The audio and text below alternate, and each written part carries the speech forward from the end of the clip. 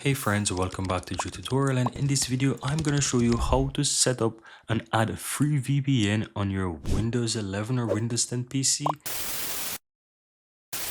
So what you want to do, click the Windows key on your keyboard and you want to open up your Microsoft Store. Now once you're here, you want to simply type in VPN and hit enter. It will search for all kinds of VPN and there are so many of them, guys. Some of them are paid, some of them are free. There are also paid and free ones. Most of these plans will offer you both free and paid option within it. But I'm gonna go for this option here that says Hotspot Shield VPN.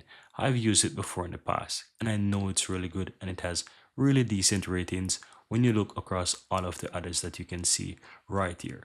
So all you have to do is just simply go ahead and click on that and then you'll have the option that says get. So click and get. It will take a moment to download and install. Now once this is done install, I'm going to show you how easy it is to set up and install it. As you can see, it is done here, guys. So all I'm going to do is just simply click on open and just go through the steps. Just simply click on next, next, next, next. And as you can see, it shows you the options that it also both a basic and a premium plan. And you can see what you get with each. Now I'm going to simply try for free, the basic. Then I'm going to simply click decline the offer because I don't want the premium one. And all I'm going to do from here is just simply click and connect. Then I'm going to simply click on got it. And as you can see, this is my virtual IP address and I am now connected.